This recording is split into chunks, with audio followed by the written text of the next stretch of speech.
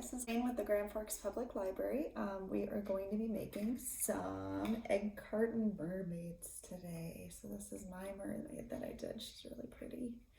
So the egg carton part is just the bottom, her tail right on the bottom there. So, all right, so to make this, you will need egg cartons. If you don't have egg cartons, another option that you could use would be like cupcake liners. That would actually be far easier if you had the cupcake liners than this project is.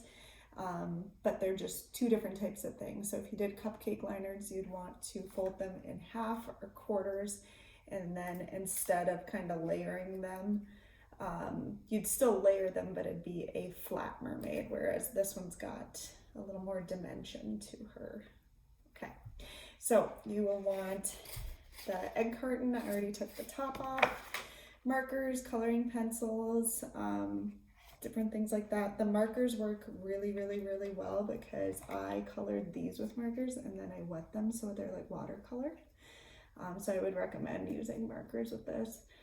The only thing I used coloring pencil for was her skin a little bit, but you could certainly do that with different colored markers too. And then you're going to want a scissors and either some tape or some glue, and it can be different kinds of tape. I just had this. I think masking tape would actually work really well for this thing. I taped a lot on this. So, all right, so we're gonna get started. So the first thing, you're gonna get out your egg carton and you're gonna start by dismantling it. You want to do, take apart each little piece, but keep these long pieces together like that. So one by one, you're gonna take that apart. To make my mermaid, I used one whole length, one whole side, like that. All right, so I'm gonna go ahead and do that and take all of those apart.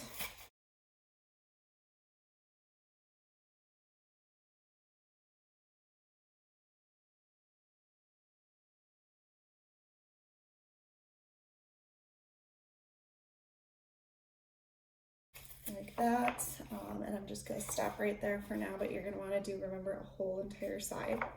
Okay, so now to get the color, what I did was I took my regular markers. These are the markers I used, and then I'm just going to start by coloring. So this big flat piece is going to be more the piece that you see on your mermaid, but these back pieces are what make them stay together because you can tape those together or glue them really nicely. So you want to keep all your pieces together. I did take off one on each of these, but I didn't do it until later, and you can leave them all on. It really isn't a problem. So you want to make sure you get at least this side all colored. You're going to color it all over. It can be all scribbly, but just do your best on there. Can be any colors you like.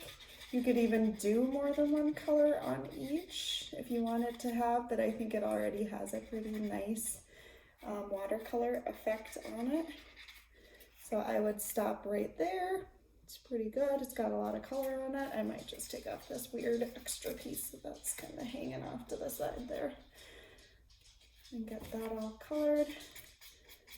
I'm gonna do that to all of these. I won't take the time to show you every single one, but you would color every single one of those tubes, or little crates, I mean, and then all you have to do is take them over to a sink, and you can just run a very light stream, just get a light stream, run it under the water, then let it sit on a plate to dry. Mine took maybe an hour or two to dry, and then they were ready to work with. And they do leave some spots on your plate, but since it's washable marker, it's gonna wash right off, so it's no big deal. All right, so once you have that together, I'm gonna show you how you kind of stack them. So it's really easy.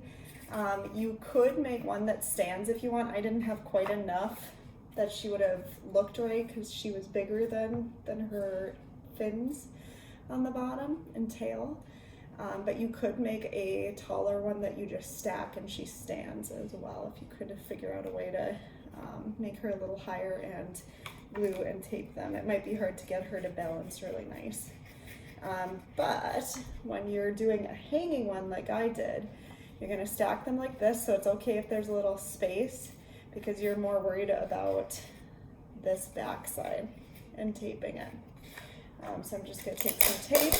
Like I said, you could glue. I think it would take quite a while for the glue to dry. If you have hot glue at home, that would actually work super well for this project.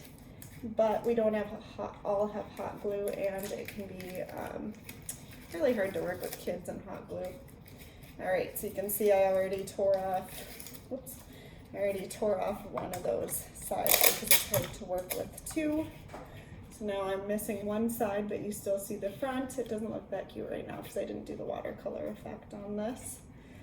But you're gonna just tape it right at the back, like that, and then you'll keep working your way up with your different pieces. Like I said, it'll look way cuter when you do it with these fun colors than the way I'm doing it right now, but that's okay. I'm just teaching you how. So, and you just keep filing and stacking and taping all the way up the top, like that. So pretty easy. You're just taping them together on the back, and they're making that stacked design like that. All right, so you're gonna continue to do that until you get to the top. I am going to link this little drawing that I did of her, and to attach the body, all I did was bend a little piece and tape that down as well. I used quite a bit of tape at the top there to make that work, so she's just bent and sticking on there. Then when you're all done, you can attach a little string at the top to make her hanging, and you can put it anywhere you like. She'd look really cute in a window. You could do a bunch of them and even maybe paint some bubbles on your window so it looks like it's underwater. That would be really cool.